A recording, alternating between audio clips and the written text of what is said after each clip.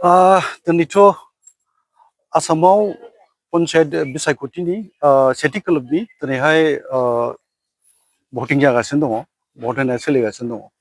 आंबो सासे भटार्स हिसाबै बा भारतनि सासे नोगोरारि हिसाबै बाहागो लाबाय। आं दासो एसे आगोलाव होखांबाय। आं मोजां मोनदों आरो जोंहा मिजिं दं जे जोंनि जि पन्चायतनि खाबुफोर बे खाबुखौ लानो थाखाय जोंनि रायजो राजाया बयबो बेवहाय बाहागो लादों आरो गावबा गाव मोजां मोननाय बिजाथिजों बयबोआनो खामानिखौ मावफुंनानै लानो लुबैयोखाय मानसिफोर बाहागो लानायखौ नुनो मोनदों। नाथायबा मोनसे बाथ्रा जे जोंहा मोनसे जोङो बिजेपि दोलोनि हिसाबै आरो जोङो गणशक्ति आरो एजिपि जोङो जुथाइ जोंहा बिजाथि दंखायो। बेखायनो रायजोफोरनि गेजेराव जोङो जोंनि बिजाथिफोरखौ देरहाहोनो थाखाय खामानि मावदों। दा बेखायनो आं बेखौ बुंनो लुबैगोन जे आसामाव मानगोनां डक्टर हिमन्त बिश्व शर्मा गिबि मन्थ्रि बिथांनि दैदेननायाव दिनै आसामाव जेरैबायदि दावगानाय हाबाफोर जादों बा हाबाफारिफोर मावफुंजाबाय थादों, बेयो जों बयनिबो थाखाय गोग्गानो गोनां बाथ्रा। ओंखायनो जोंनि बे पन्चायत बिसायख'थियावबो जोङो जोंनि वार्डनिफ्राय लानानै आरो बेनिफ्राय एपि मेम्बार लोगोसे जिल्ला परिषद बे मोनथाम खोलोबनि जि मोनसे बिसायख'थि जागोन आरो बेयो मोनसे बेलट पेपाराव मोनसे बिसायख'थि बियो इलेक्ट्रनिक भटिं मेसिन नङा।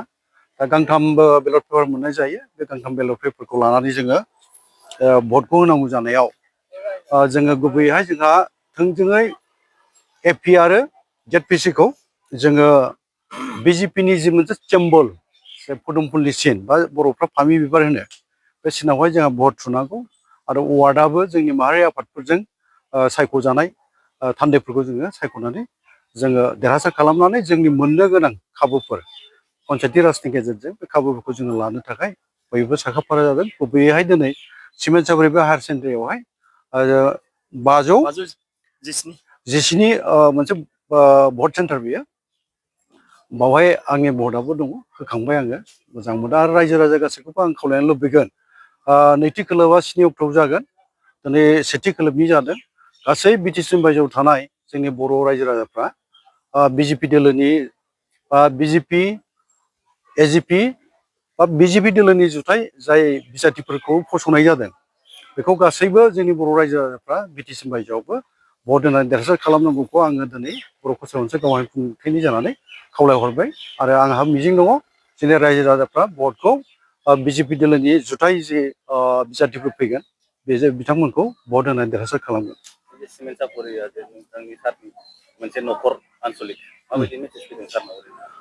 आंनो गोबां रादाब लाबाय माखासे सुबुंफोरनि जोंनि मावथिफोरनि दारैहाय। रादाबा मोनफ्रोमबो जायगानिफ्राय मोजांखौनो फैनाय आं मोनदों आरो देरहासार जागोन। आंहाथ' मिजिं दङ जोंनि जुनायाव जुनाय समस्तिनि बाथ्रा बुङोबा मानगोनां जोंनि सासे गोख्रों एमएलए बेनि बियाब बियो भुबन पेगुनि बियाब जनाय। बे बियाबनिफ्राय ओरैनो जोंनाव जिपि हिसाबै जोंनाव 24 माने गं 24 जोंनाव गाव पन्चायत दङ आरो 4 जिल्ला परिषद दङ। दा जोङो जि मोनसे मिजिं लादों गासिबावबो जोङो देरहाजोबनायनि मिजिंखौनो जों लादों। जिल्ला परिषद 4आवबो जों देरहागोन आरो एपिनि जि मोनसे आनसलिक पन्चायत मेम्बारनि गं 24 जे पन्चायत दङ बेवहायबो जोङो देरहाजोबगोन बेखौ जों मिजिंथियो।